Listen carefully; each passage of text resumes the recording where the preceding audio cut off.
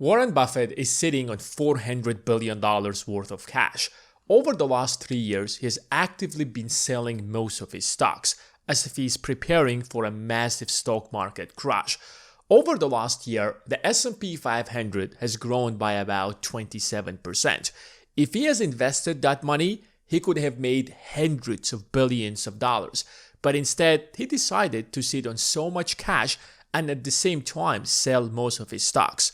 Warren Buffett is the world's most successful investor of all time. So why is Warren Buffett staying away from the market when everybody else is investing? Why is Warren Buffett staying away from the market when the stock market is growing faster than ever? Is there something that Warren Buffett knows that the rest of us don't? Warren Buffett has always been sitting on a lot of cash, but since 2023, he literally doubled his cash position to $334 billion. And since then, he has only been accumulating more cash. Right now, he's sitting on almost $400 billion worth of cash. And you can understand why he was not massively selling his stocks back in 2022, because the entire market crashed back in the days. But since 2023, there is AI hype. Every single company is putting the name AI at the end of their names because that's how you're going to attract billions of dollars. AI companies have been signing multi-trillion-dollar deals. Nvidia became the world's largest AI company of all time. So all investors on one side have been actively buying a lot of stocks. But Warren Buffett on the other side isn't actually buying. He spent the entire 2023 selling most of his Apple stocks. And Apple by far has been one of the greatest companies in the world. Investing hundreds of billions of dollars is not easy because there is a huge risk. But at the same time, there is a huge reward. Risk basically means what are the chances of you making that money, and reward is how much money you're going to make.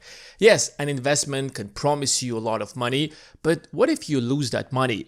When you're investing a few $1,000s or maybe even hundreds of thousands of dollars, that's not a big deal. But when you're investing hundreds of billions of dollars, you have to think twice about your investment. So in 2022, when the Federal Reserve has hiked interest rates from 0% to as high as 5.5% by 2023, the choice for Warren Buffett was very obvious. I can simply dump all of that money into short-term treasuries and receive billions of dollars from the US government. Loaning your money to the US government is a risk-free investment. So Warren Buffett made $52 billion from his investments, which is a total return of about 15 to 17% from that money. At first glance, that seems like a lot of money for an investment where you're not taking any risks or whatsoever. But instead, if Warren Buffett has invested that money into the S&P 500, and S&P 500 since 2023 has grown by about 80%, he would have made hundreds of billions of dollars. So his $400 billion would have turned into $700 billion or more.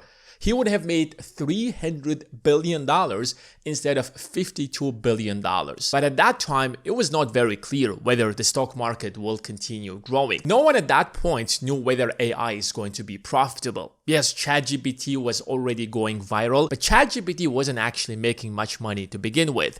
And Warren Buffett doesn't actually understand AI. But if he understood how AI works, Berkshire Hathaway's valuation today would be probably $2 trillion or more. Individual companies such as Google have actually grown substantially higher.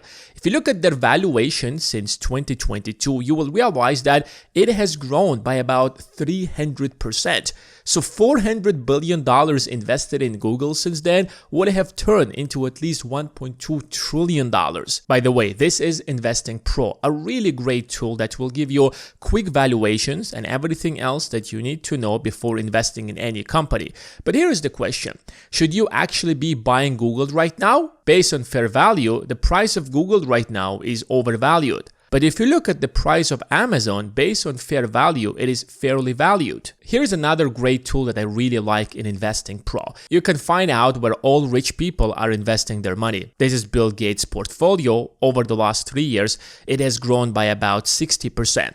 And Warren Buffett's portfolio over the last 3 years has grown by 75%. I do use InvestingPro. I find it really easy to find valuations without spending hours and hours to read the financial statements. InvestingPro is already running on a flash sale, a 55% off. But here's the part that I really like. If you use the link in the description of this video, they will stack an extra 15% on top of that. Use the code proactivethinker. Link is in the description and the pinned comment. This deal is only for a limited time, so don't wait for it. But here's the question. Why Warren Buffett right now is not investing when it's clear that AI is actually real and AI is actually driving earnings?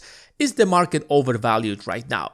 If you look at Apple's earnings over the last few years, earnings haven't actually been growing substantially. Back in 2023, earnings have been around $390 billion. Today, they are $410 billion. How about Microsoft's earnings? In 2023, earnings have been around $200 billion. Today, they're almost $300 billion, or $281 billion to be more precise. Google's earnings have grown from $300 billion to $400 billion.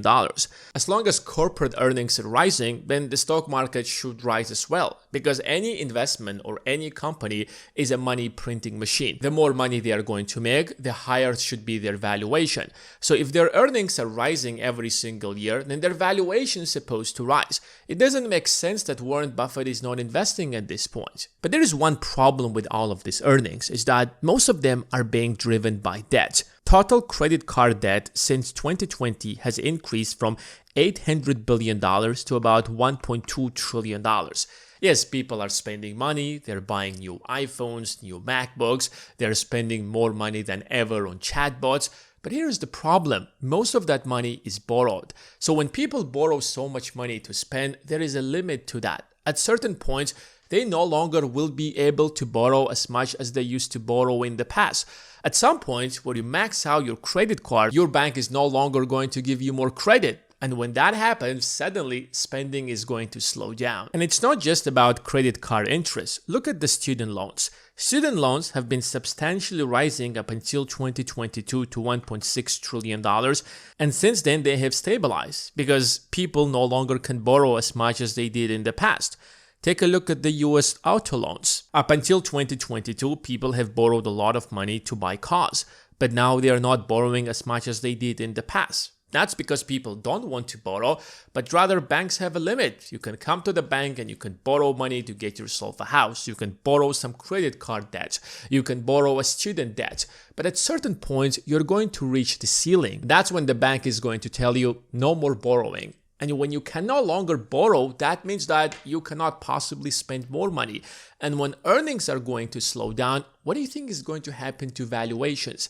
Because currently, investors are overpaying for these stocks in hopes that earnings will continue rising and these companies are going to make more money than ever. In fact, according to Warren Buffett, investing right now has turned into gambling. He recently gave an interview and mentioned that the stock market has turned into this huge gambling machine. Before, the average PE ratio was 25. For every dollar of earnings, investors were ready to pay $25. And that made sense because tech companies usually grow much faster than traditional businesses. So you're overpaying for their earnings in hopes that tech companies are going to make a lot more money in the future than they're making right now. But right now, the average PE ratio of tech companies is 40.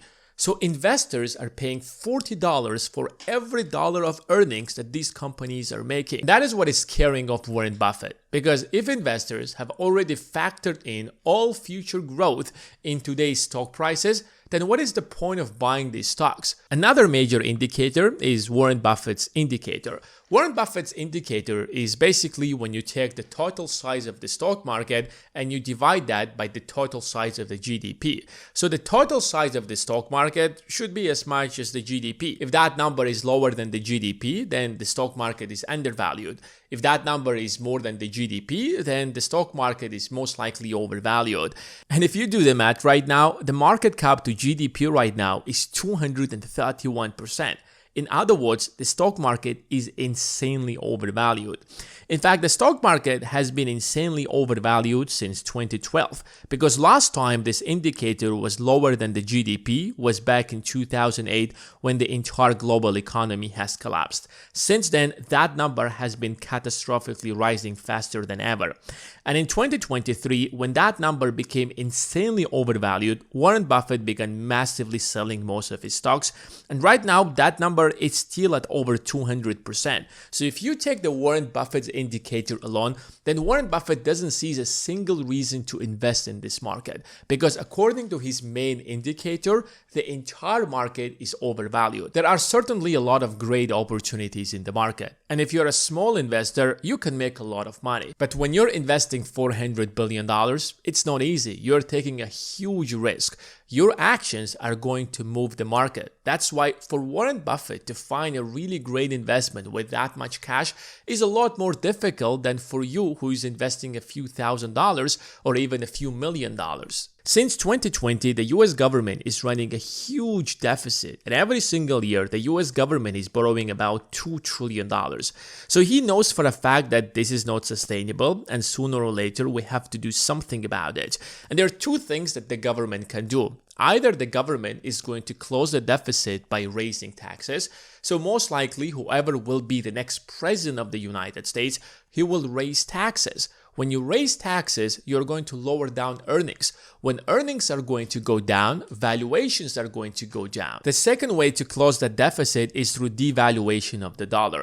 And that's what the US government is doing right now. You will keep printing money, you will keep borrowing money until the real value of the dollar is going to shrink so much that the deficit itself is going to close. Because the more dollars you're throwing into the economy, the more wages are rising. These wages cannot possibly buy more things, but on paper, everybody is making more money. The more taxes the government is going to receive, so the smaller is going to be the deficit. But the more we devalue the dollar, the higher is going to be inflation. And the higher is going to be inflation, the more the Federal Reserve will have to keep interest rates high. And if the Federal Reserve is going to increase interest rates, that is going to make future cash flow a lot less valuable, which means that on paper, most of these tech companies are going to make a lot less money, which means that their valuations have to adjust, which means that the stock market has to crash. It doesn't mean that the stock market is going to crash tomorrow or after tomorrow.